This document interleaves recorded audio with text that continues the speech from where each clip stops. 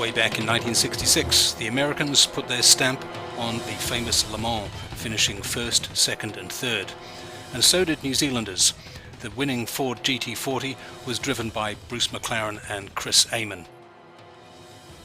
The most recent assault on an endurance race by a New Zealand team has its beginnings among a group of enthusiasts who compete in the Honda Cup Series.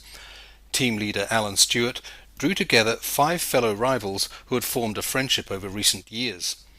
Carrying on the proud history of New Zealand motor racing, this team grabs the opportunity to compete for victory in the 25 Hours of Thunderhill race, which takes place in Willows, Northern California. In advance of the team's arrival, preparations are well underway. Well, when we started the project about 6 months ago, and we knew the Spoon car was for sale, so Alan Stewart put a team together.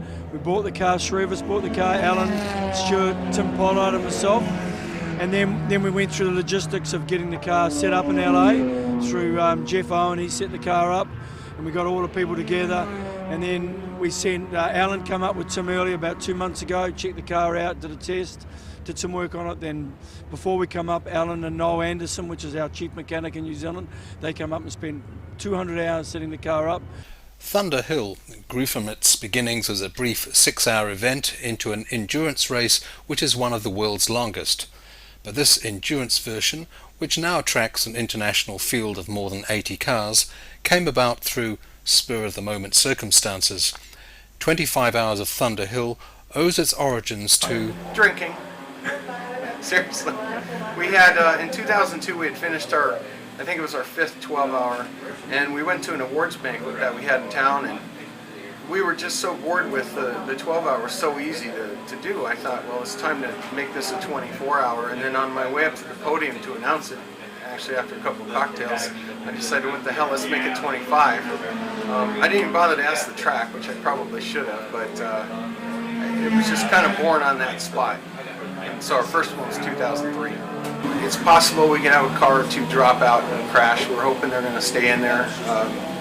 We hope to make an 82 car field, which would beat the largest field at Daytona.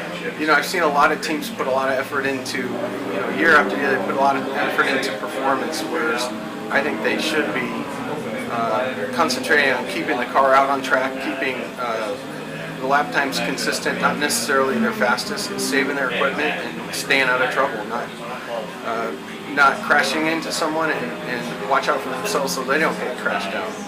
In Los Angeles, the team now concentrates on final arrangements. This is the first opportunity for the team to gather as a unit, to meet with USA team members and familiarize themselves with the car. I think this will be the first time that the drivers will have competed as a team, which means they're competing together rather than competing against each other. So it's important that there isn't any rivalry amongst the team to set fastest lap times. It's also likely to be destructive for the car. I think you'll find that it will be repeated over and over again to all the drivers, because by nature they're all competitive. And in a normal race situation, the first thing you do, you go out and qualify at the start of the day, and everybody wants to set the fastest lap time. So the process you'd use in an endurance race is that in the initial driver training, the crew chief will probably pick a target time, and I think at Thunderhill it could be 2 minutes and 3 seconds.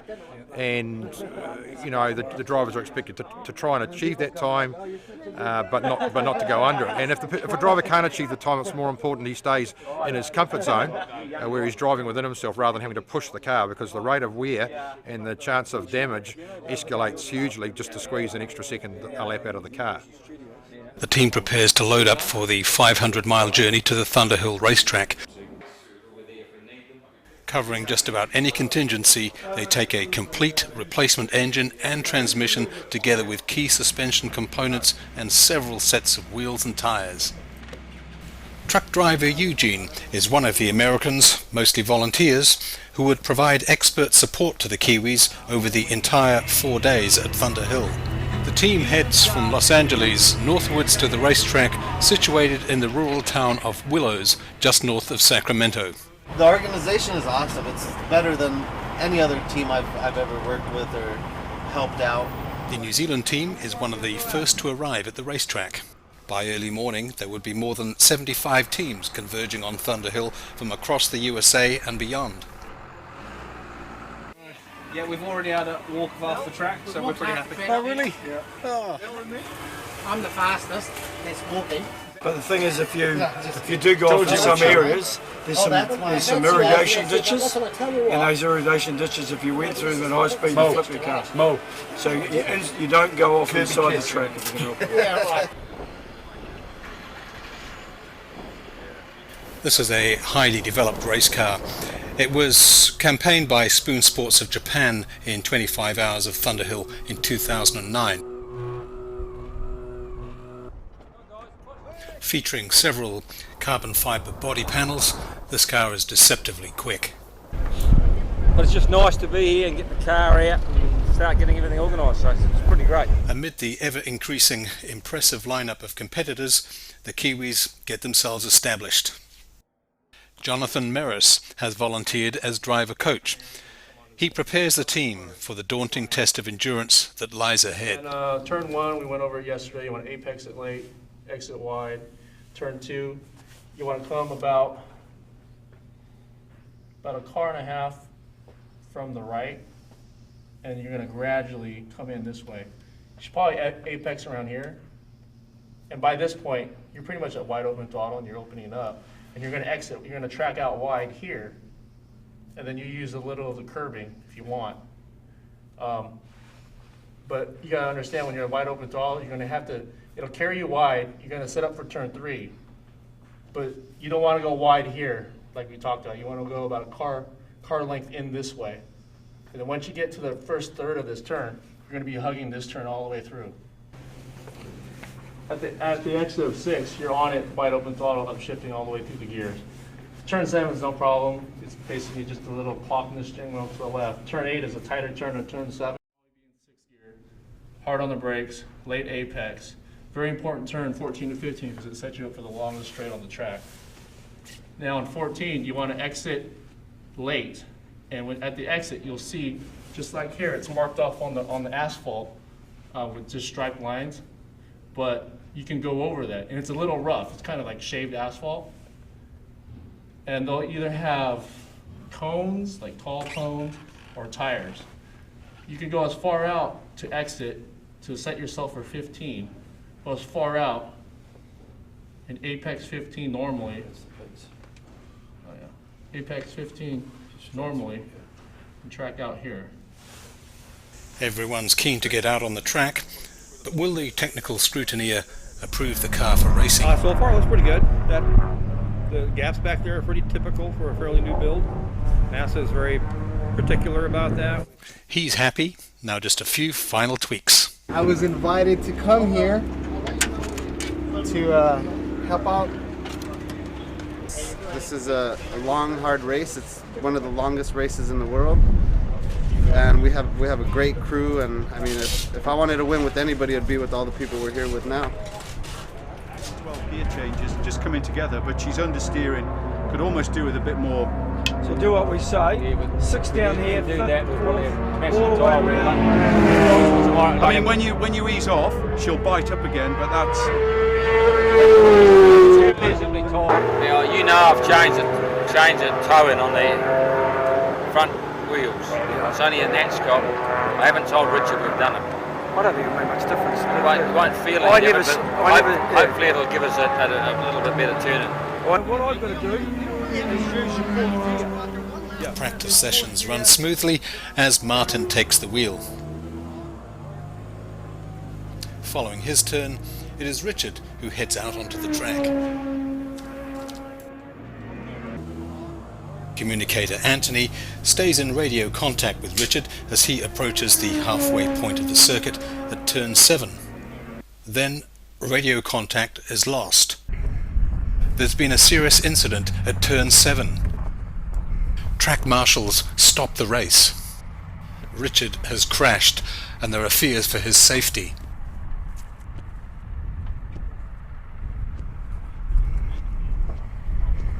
Rescue services set about extricating Richard from the car.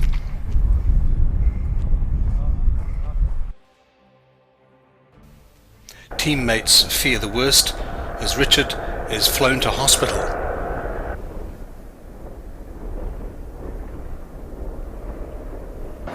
took the previous turn a little bit too early, so it's somewhat of an early apex, and when that happens, after you exit, you're going to come out a little bit off.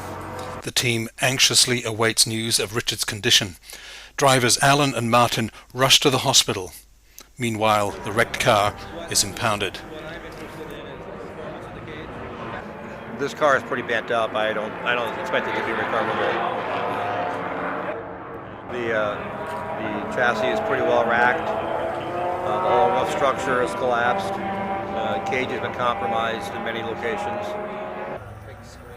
The mechanics recover the in-car video footage and set about analysing exactly what could possibly have gone wrong. He's too far over to the right. He needs to be way over, just like that car. See how this car's more to the left? He's too close.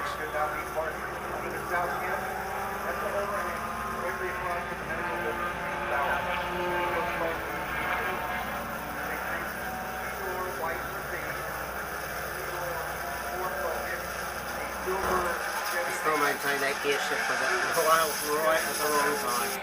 He just went wide too. I mean, entered too early. When you enter too early, you exit wide. Yeah, but he might have been able to look at what he's doing and change gear back off the gas or whatever and turn it around. But what he did by changing the gear, he'd even lost another fraction of a second. Yeah. And plus, once you're in that higher gear, there's no way you can get out of it. You can just let them get. But I hope he's okay. I really do. So I was behind him about 5 car lengths. He maybe turned in a little early, went 2 wheel tires off, and there's kind of a bump there. On the inside, he was. On the outside. So he just had an early apex, didn't hit the inside.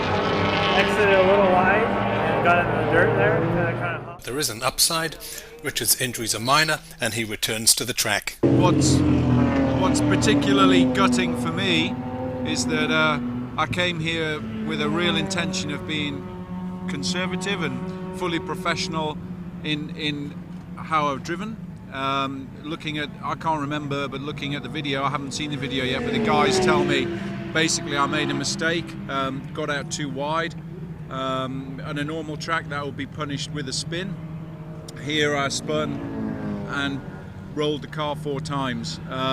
Because of the way that the height of the curbs and the type of area that you spin off onto, it's soft and the car digs in, etc. So it was a harsh punishment for what I think is a small mistake.